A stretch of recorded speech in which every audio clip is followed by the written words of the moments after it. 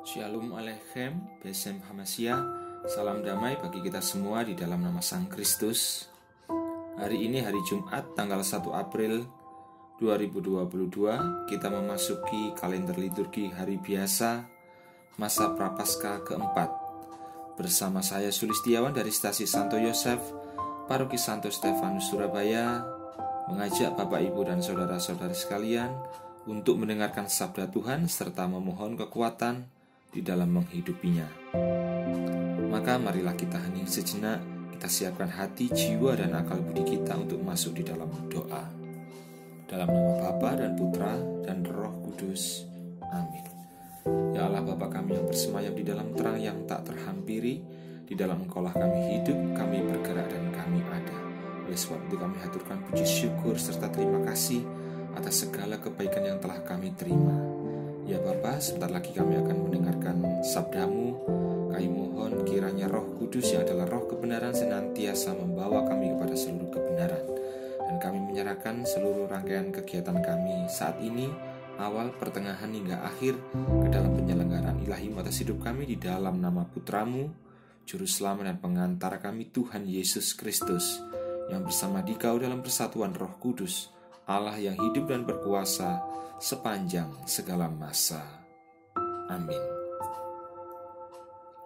Semoga Tuhan beserta kita sekarang dan selama-lamanya. Inilah Injil Yesus Kristus menurut Yohanes. Yohanes pasal 7 ayat 1 sampai dengan 2, dilanjutkan ayat 10 dan dilanjutkan lagi ayat 25 sampai dengan 30. Sekali peristiwa Yesus berjalan keliling Galilea, sebab ia tidak mau tetap tinggal di Yudea, karena di sana orang-orang Yahudi berusaha untuk membunuhnya. Ketika itu sudah dekat hari raya orang Yahudi, yaitu hari raya Pondok Daun. Tetapi sesudah saudara-saudara Yesus berangkat ke pesta itu, ia pun pergi juga ke situ. Tidak terang-terangan tetapi diam-diam. Beberapa orang Yerusalem berkata, "Bukankah dia ini yang mereka mau bunuh? Dan lihatlah, ia berbicara dengan leluasa dan mereka tidak mengatakan apa-apa kepadanya. Mungkinkah pemimpin kita benar-benar sudah tahu bahwa ia adalah Kristus? Tetapi tentang orang ini kita tahu dari mana asalnya. Tetapi bila mana Kristus datang, tidak ada seorang pun yang tahu dari mana asalnya." Waktu Yesus mengajar di bait Allah, ia berseru, "Memang aku kamu kenal dan kamu tahu dari mana asalku. Namun aku datang bukan atas kehendakku sendiri, tetapi aku diutus oleh Dia yang benar, yang tidak kamu kenal. Aku kenal Dia, sebab aku datang dari Dia, dan Dialah yang mengutus aku." Mereka berusaha menangkap Dia, tetapi tidak ada seorang pun yang menyentuh Dia, sebab saatnya belum tiba. Demikianlah sabda Tuhan. Terpujilah Kristus.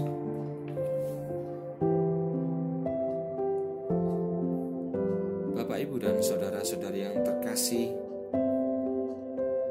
Injil yang baru saja kita baca adalah perihal mengenai pengenalan kita akan Yesus, pengenalan kita akan Sang Kebenaran. Dan itu merupakan suatu hal yang dikehendaki oleh Allah.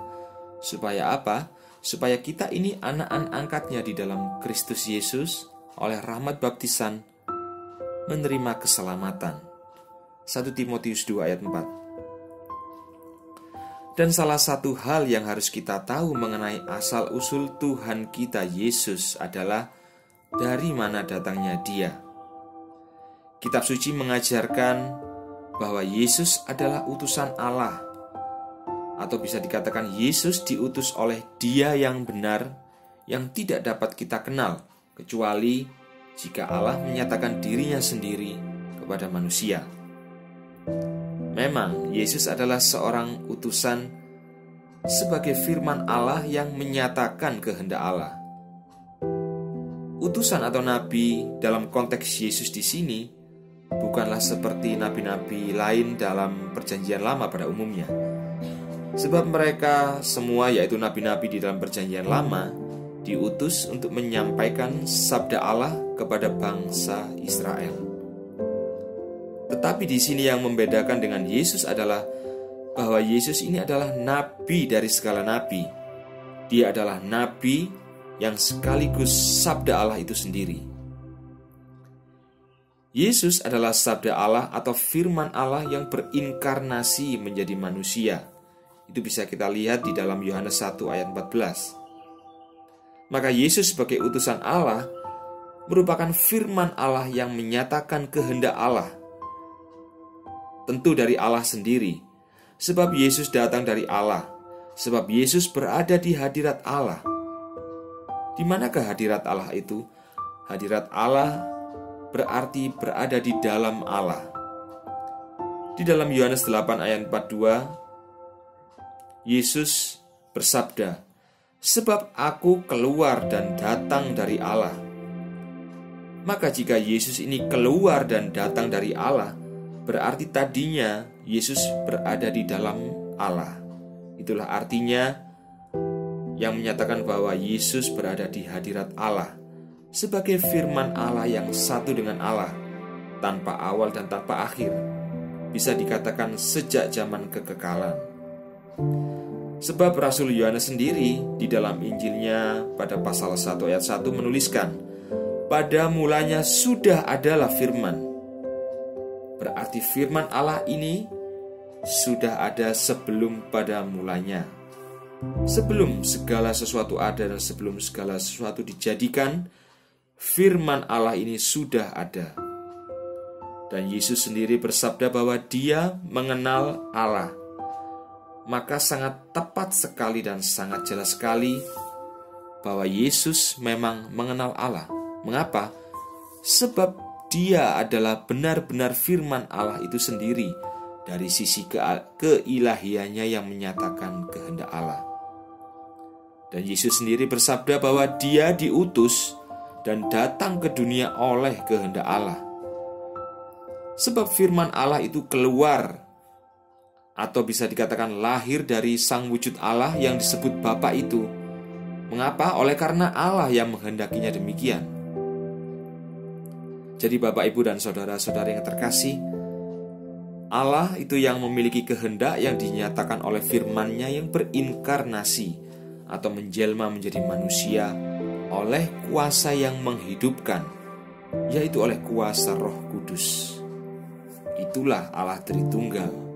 Itulah yang diajarkan oleh gereja yang satu, kudus, katolik, dan apostolik. Sehingga Bapak, Ibu, dan saudara-saudara yang terkasih, itulah sebabnya mengapa orang-orang Yahudi ingin membunuh Yesus. Sebab Yesus menyamakan dirinya dengan Allah, dengan mengatakan bahwa Yesus datang dari Allah.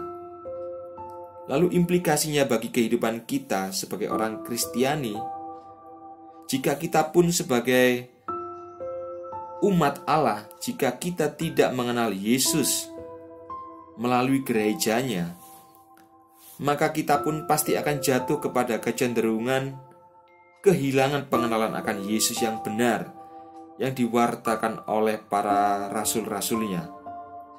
Sebab dari gereja yang didirikan oleh Yesuslah, di atas ke-12 para rasul, kita mendapatkan atau memperoleh pengenalan akan Yesus dengan benar. Mengapa? Sebab melalui gereja adalah tiang penopang dan dasar dari kebenaran. 1 Timotius 3 ayat 15. Sehingga Bapak, Ibu, dan saudara-saudari yang terkasih, marilah kita memohon rahmat Roh Kudus agar kita senantiasa taat dan tunduk kepada gereja. Sebab gereja merupakan kepenuhan Kristus. Sebab gereja merupakan tiang penopang dan dasar dari kebenaran. Semoga berkat Allah senantiasa menyertai kita semua. Marilah kita berdoa. Allah Bapa yang Maha Rahim, terima kasih atas sabda-Mu yang telah kami terima. Kiranya apa yang kami renungkan pada hari ini senantiasa membimbing kehidupan kami. Dan kami berdoa kiranya Roh Kudus senantiasa mengingatkan kami, senantiasa mengajar kami akan kebenaran firman-Mu. Dan kami berdoa kiranya apa yang kami lakukan pada hari ini, pada pagi, siang hingga malam nanti, senantiasa berkenan dalam hadirat-Mu. Allah Bapa yang Maha Kuasa, kami menyerahkan seluruh doa, permohonan serta harapan kami pada hari ini ke dalam penyelenggaraan ilahi-Mu atas hidup kami di dalam nama Putra-Mu, Juru Selamat dan Pengantara kami, Tuhan Yesus Kristus, yang melaluinya Engkau menjadikan segala sesuatu dan menopang segala sesuatu, yang bersama Dikau dalam persatuan Roh Kudus, Tuhan yang memberi kehidupan, Allah yang berkuasa sepanjang segala masa. Amin. Kemuliaan kepada Bapa dan Putra dan Roh Kudus, seperti pada permulaan, sekarang, selalu dan sepanjang segala abad. Amin. Dalam nama Bapa dan Putra dan Roh Kudus. Amin.